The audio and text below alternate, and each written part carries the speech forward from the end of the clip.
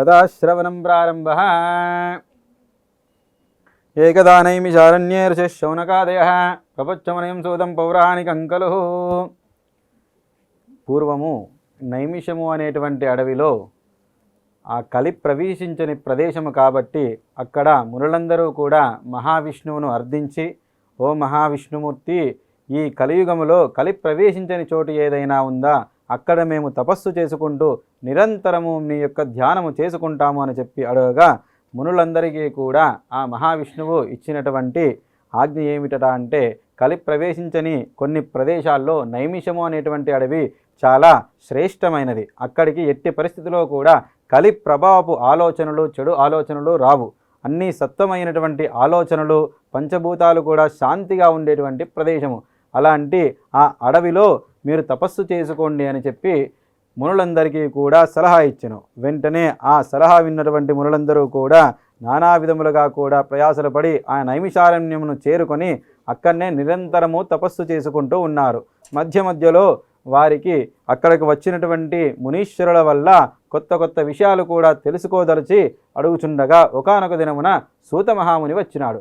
ఆ శౌనకాది మహామునులందా కూడా ఆ సూత మహామునికి నమస్కారం చేసి, ఓ మునివర్య, ఈ కలియుగములో స్త్రీలకు మిక్కిలి శుభప్రదమైనటువంటి ఏదైనా వ్రతము ఉన్నదా? వారికి సకల సౌభాగ్యములు, అష్టైశ్వర్యములు ప్రాప్తి కలిగి ఇంట్లో సుఖము, శాంతి, అదే విధముగా భర్తృ పుత్ర పరివార సమేతంగా కూడా ఆనందంగా జీవించి ఉండేటువంటి భాగ్యాన్ని కలిగించేటువంటి సులభమైనటువంటి ఏదైనా ఉపాయం ఉన్నదా అని చెప్పాడుగా, వెంటనే సూత మహాముని ఈ విధంగా చెప్పసాగెను. ఓ మురులారా, ఇదే విషయాన్ని సాక్షాత్తుగా కైలాసములో పార్వతీదేవిని పరమేశ్వరుడు కూర్చుండి ఉండగా ఒకానొక దినమున పార్వతీదేవి పరమేశ్వరుణ్ణి అడిగినది. అప్పుడు ఆ పరమశివుడు చెప్పినటువంటి విషయమంతా కూడా మీకు చెప్తాను, శ్రద్ధగా వినండి అని చెప్పి సూత మహాముని చెప్పుచున్నాడు. ఆ కైలాసము అనేక విధములుగా కూడా సువర్ణమైనటువంటి మంచు కొండలతో కూడా 2 విధముల కైలాసములో ఉన్నటువంటి ఆ లోకములో ఈ దేవతలు, పార్వతి, పరమేశ్వరుడు, రుద్రగణాలు, అదేవిధంగా అష్టదిక్పాలకులు, అష్టలక్ష్ములు కూడా దిక్కులకు కాపాలగా ఉండగా అందరూ కూడా బ్రహ్మాది విష్ణుమూర్తులు కూడా నిరంతరము ధ్యానము చేస్తూ సేవించేటువంటి ఆ పార్వతీ పరమేశ్వరులు నందీశ్వరుడితో పాటు అక్కడ కొలువై ఉన్నారు. అలాంటి సమయంలో పార్వతీదేవి పరమేశ్వరుణ్ణి, ఓ పరమశివ, నాథ, మహేశ్వర, జగత్పిత, నీవే ఈ జగములన్నింటికీ కూడా తండ్రివి కదా. ఈ లోకములో ముఖ్యముగా భూలోకములో మానవ స్త్రీలు ఎవరైతే ఉన్నారో వారు నిరంతరము భక్తి శ్రద్ధలతో ఆచరించేటువంటి ఏదైనా సులభమైనటువంటి నామము, అదేవిధంగా వారు తమ యొక్క భర్త క్షేమం గురించి ఆచరించవలసినటువంటి ఉపాయం ఏదైనా ఉన్నదా, అదేవిధముగా వారి ఇంట్లో సుఖము, శాంతి కలిగించేటువంటి ఏదైనా వ్రతమును వివరించండి స్వామి అని చెప్పగానే వెంటనే పరమశివుడు, కలియుగములో అందరికీ కూడా కావలసినది ఆర్థిక వృద్ధి, సంపద. కాబట్టి ఆ సంపదాత్రి, సంపదకు నాయకురాలైనటువంటి ఆ మహాలక్ష్మి యొక్క మరి ఒక రూపమే వరలక్ష్మీదేవి. ఆ వరలక్ష్మీదేవి వ్రతాన్ని ఎవరైతే భక్తి శ్రద్ధలతో ఆచరిస్తారో వారికి తప్పకుండా వారి ఇంట్లో అష్టైశ్వర్యములు కొలువై వారి యొక్క సకల కష్టాలు కూడా తొలగిపోతాయి. ఆ చేసినటువంటి ఆ ముత్తైదువ యొక్క సౌభాగ్యము నిండు నూరేళ్ళు వర్ధిల్లి తన యొక్క భర్తకు, కుటుంబానికి కూడా క్షేమం కలుగుతుందని చెప్పినాడు. వెంటనే ఆ పార్వతీదేవి మరలా అడిగెను, ఓ పరమశివ, ఈ వ్రతాన్ని ఎవరైతే ముందుకు చేశారో వరలక్ష్మీదేవి ఏ విధంగా ఉంటుంది అని చెప్పి అడగగానే, ఓయి పార్వతీదేవి, ఈ వ్రతాన్ని మునుపు కృతయుగంలో చారుమతి అనేటువంటి ఒక పుణ్యస్త్రీ బ్రాహ్మణ ముత్తైదువ చేసినది. దానికి వివరాన్ని కూడా నేను వివరిస్తున్నాను, వినుము పార్వతీదేవి అని చెప్పి చెప్పసాగిను. ఒకానొక దినమున కాంచన నగరములు అనేటువంటి బంగారు మేడలతో ఉన్నటువంటి ఆ పట్టణములో చారుమతి అనేటువంటి పేరు గల ఒక బ్రాహ్మణ ముత్తైదువ ఉండేది. ఆమె ఎప్పుడూ కూడా తన ఇంట్లో అత్తమామలను సేవిస్తూ, అదేవిధంగా భర్తకు అనుగుణంగా ధర్మ ప్రకారంగా నడుచుకుంటూ అందరి పేర్లు కూడా అందరికి కూడా పుట్టింటికి అత్తింటికి కూడా మంచి పేరు తీసుకువచ్చేట్టుగా తన యొక్క ప్రవర్తనతో అందరినీ మెప్పించసాగినది. సకాలములో కూడా ఇంట్లో అందరికీ సేవలు చేస్తూ గో పశుపక్షాదులను కూడా పూజిస్తూ, అదే విధముగా తాను ఆచరించవలసినటువంటి గృహస్థ ధర్మ నియమాలని అన్నీ కూడా పాటించసాగినది. ఆమె తన యొక్క ధర్మ ప్రకారం చేసినటువంటి ఆ సేవలకు కానీ మహాలక్ష్మీదేవి వరలక్ష్మీ రూపకంగా ఆమె కలలో వచ్చి ఈ విధంగా చెప్పినది, ఓ చారుమతి, నీవు ఇంట్లో ఉండేటువంటి ధర్మాలను చక్కగా నెరవేరుస్తున్నావు. నీ యొక్క భక్తికి నేను మెచ్చి నీకొక వరాన్ని ఇవ్వదలచాను. నేను వరలక్ష్మీదేవిని. నీవు నా యొక్క వ్రతాన్ని పూర్తి చేయుము. ఈ వ్రతం పూర్తి చేసినచో తప్పకుండా నీ ఇంట్లో సిరుల రూపకంగా నేనే వచ్చి కొలువైతాను అని చెప్పినది. వెంటనే ఆ చారుమతీదేవి వరలక్ష్మీదేవి యొక్క ఆ వ్రత విధానాన్ని ఆ మహాలక్ష్మీ రూపంలో ఉన్నటువంటి వరలక్ష్మీదేవి చెప్పగా శ్రద్ధగా కలలోనే వినసాగినది. ఓయి చారుమతి, ఈ వ్రతాన్ని చేయదలిచిన వారు ముందుగా పూజా ప్రదేశాన్ని శుభ్రపరచుకోవలేను. దానిపైన చక్కగా అలంకరణ చేసినటువంటి ముగ్గులతో మండపాన్ని ఏర్పరచుకోవలేను. తర్వాత ముందుగా సంకల్పము చేసుకొని కలశ విఘ్నేశ్వరుని పూజించి తర్వాత ఒక కలశమును ఉంచవలేను. ఆ కలశములో చక్కగా అలంకరించినటువంటి ఆ కలశములో 5 రకముల పంచపల్లవులు అంటారు. మేడి, మామిడి, జువ్వి, రావి, ఆ విధముగా 5 రకాలైనటువంటి ఆ చిగుళ్లను ఉంచి దానిపైన నీళ్లు పోసి తర్వాత కొబ్బరికాయను ఉంచి కలశమును ఏర్పరచవలేను. ఆ కలశము యందు యథాశక్తి కొలది తన యొక్క ఇంట్లో ఉన్నటువంటి బంగారు ఆభరణాలను శుద్ధి చేసి అమ్మవారిగా అర్చించవలేను. అలంకరించిన తర్వాత అమ్మవారి యొక్క ప్రాణప్రతిష్ఠ గావించి వరలక్ష్మీదేవ్యై నమః అని చెప్పి అమ్మవారిని తలుచుకుంటూ షోడశోపచార పూజలు చేయవలేను. తరువాత పవిత్రమైనటువంటి మనస్సుతో 9 ముడులు కలిగినటువంటి నవసూత్రధారాన్ని తోరమును దీక్షా కంకణంగా కూడా కట్టుకోవలేను. తర్వాత వచ్చినటువంటి బంధువులతో బ్రాహ్మణులతో కలిసి అమ్మవారి పూజలు పూర్తిగా చేసి తర్వాత వారికి యథాశక్తి కొలది భోజన తాంబూలాదులు ఇప్పించి వారి యొక్క ఆశీర్వాదము తీసుకోవలేను.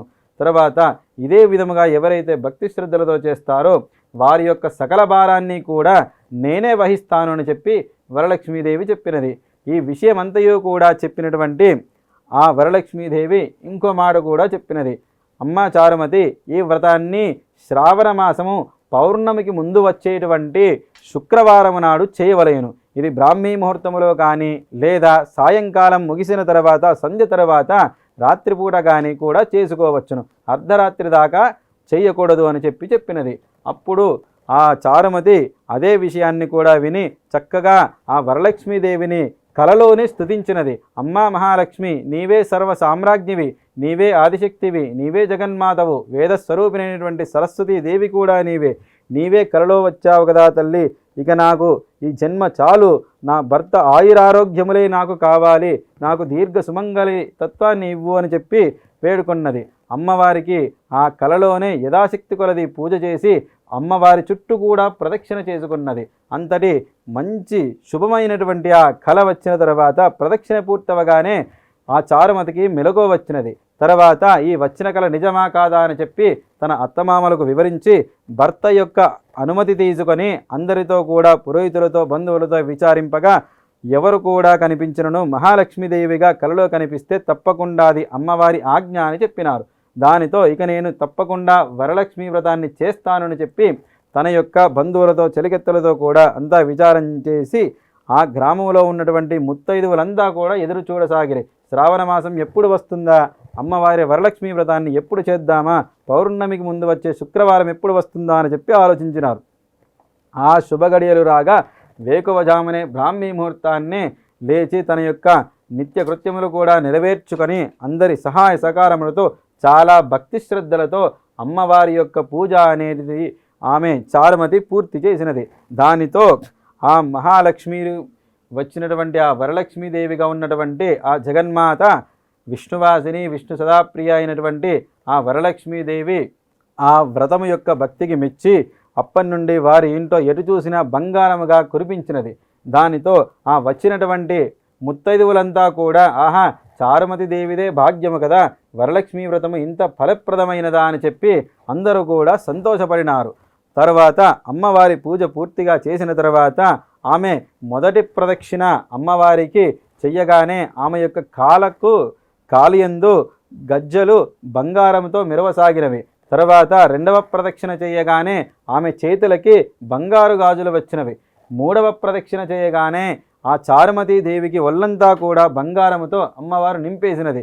దానితో అక్కడ ఉన్నటువంటి ఆ వచ్చినటువంటి ముత్తైదువులు కూడా భక్తి కొద్దీ ప్రదక్షిణ చేయగానే వారికి కూడా ఆ బంగారం అంతా కూడా అమ్మవారు ప్రసాదించినది. దానితో తమ యొక్క భర్తలకు చూపెట్టాలి, ఈ చారుమతి భాగ్యం వలన మాకు కూడా ఈ సంపద కలిగినది కదా, వచ్చినందుకు మాకు కూడా మహాలక్ష్మి అనుగ్రహం కలిగినది కదా, మా భర్తలకు చూపెట్టాలేమో అని వారు అంతా కూడా కుతూహలముతో ఉన్నారు.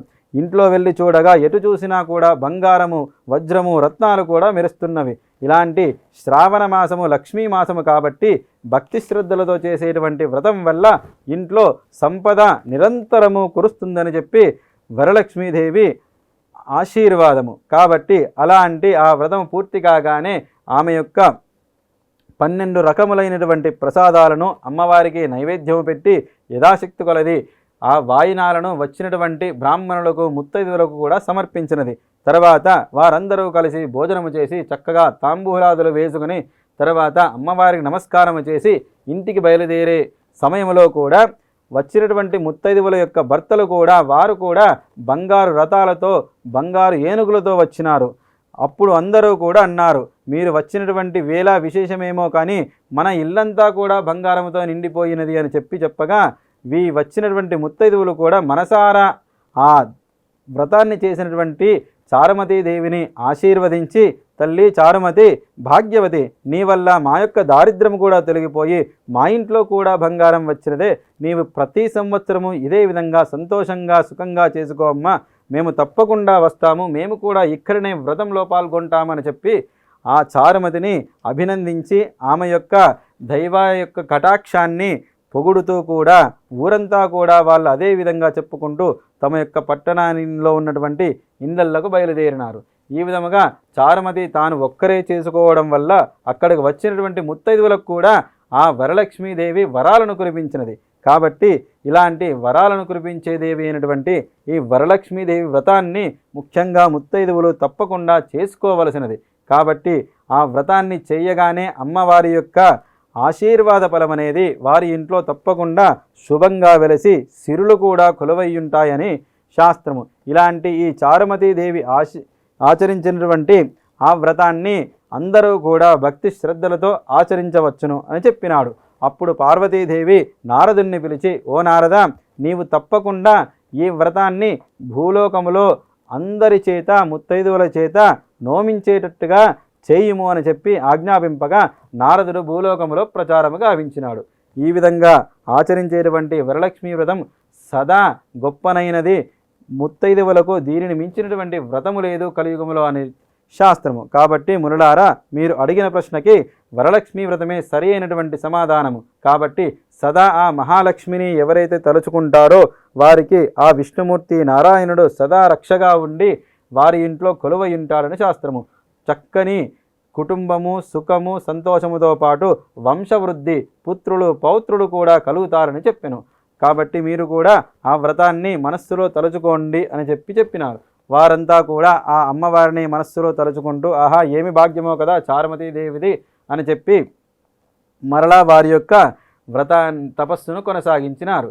ఈ విధంగా చారుమతీదేవి యొక్క అదృష్టాన్ని ఎవరైతే ఆ జరిగినటువంటి వృత్తాంతాన్ని వింటారో వారి ఇంట్లో మహాలక్ష్మి యొక్క అనుగ్రహము కలుగుతుందని శాస్త్రము. ఇది శ్రీ స్కాందపురాణ అంతర్గతైరేవ గండే భవిష్యోత్తర పురాణేన స్థితః వరలక్ష్మీ వ్రతకథాం సమాప్తః. ఈ వరలక్ష్మీ వ్రతకథ అనేది భవిష్యోత్తర పురాణంలో ఉంది. 18 పురాణాల్లో భవిష్యోత్తర పురాణం కూడా ఒక భాగము. భవిష్య పురాణం అంటారు. అందులో 4వ భాగము అయినటువంటి భాగంలో ఆడవాళ్ళు చేసుకునేటువంటిది, ముఖ్యంగా ముత్తైదువులు చేసుకునేటువంటి వ్రతాలన్నీ కూడా ఉన్నాయి. అందులో అగ్రస్థానము మన వరలక్ష్మీదేవిది. కాబట్టి ఒక్కసారి అమ్మవారి పాదాలకు నమస్కారం చేసుకోండి. అమ్మవారి ముఖార విందాన్ని ఆనందంగా చూసి నమస్కారం చేసి అమ్మవారికి నైవేద్యాదులు పెట్టేయండి. తర్వాత అమ్మవారి ప్రదక్షిణలు చేసుకోండి. తప్పకుండా కలియుగములో అమ్మవారి ఆజ్ఞ అనుగ్రహము కలుగుతుంది. మనకు వెంబడే బంగారం రాకపోవచ్చు, కానీ ఆ బంగారం కలిగించేటువంటి మార్గాలను అమ్మవారు చూపెడుతుంది.